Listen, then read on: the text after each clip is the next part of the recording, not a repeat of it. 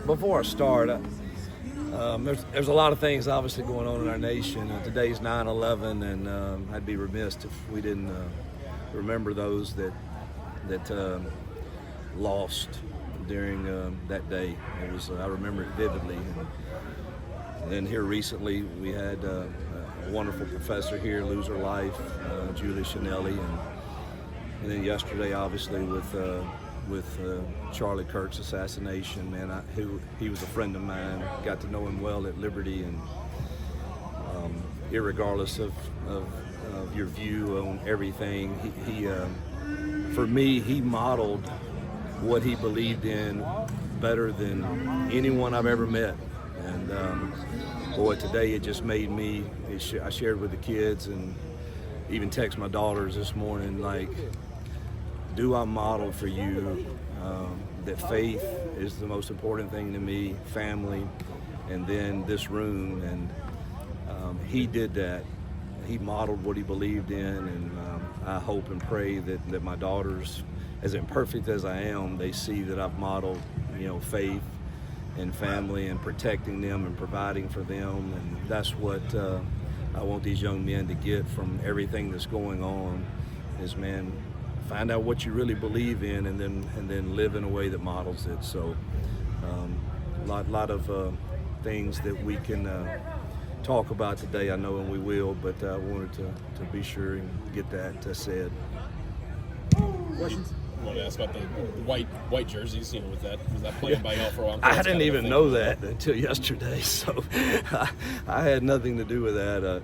I'm for whatever's best for I guess it's a white out, and I guess South Alabama agreed to it. So that I honestly did not know that until yesterday, but that tells you how out of touch I am with some things that I don't have control over. But happy to do that and support our white out for that.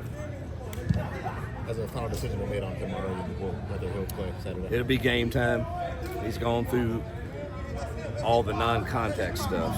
But I would expect how it would go would be, Jeremiah and Omar, and kind of see how things are going.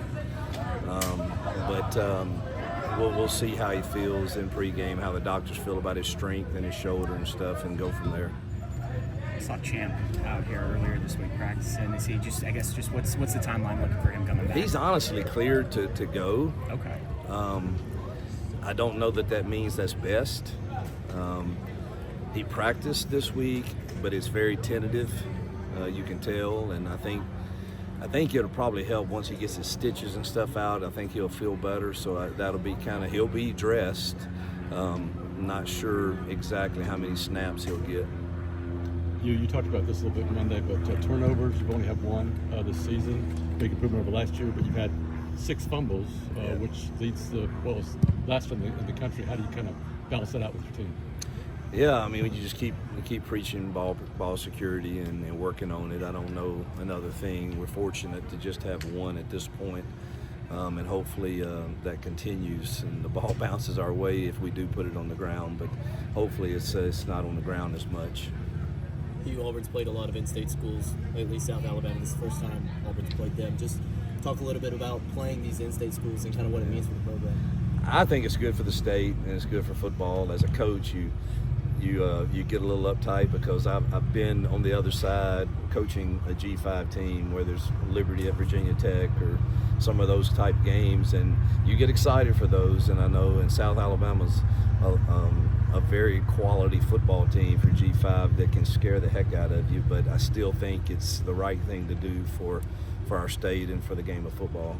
Is this the week when you got Oklahoma coming up next week where you have to be extra careful with your team to make sure they focus on South Alabama? Yeah, I wish I had the recipe to make sure, but all I know to do is prepare the way you do every single week, whether it's a SEC game or not, and we've done that. And then you have to lean on the maturity and leadership of your team. And we're definitely young at certain spots, particularly on defense, but you hope you have enough quality leadership over there like Kieran and Keldrick and even Sylvester and those guys that have played some snaps that they help with that. But it's certainly something that you do think about.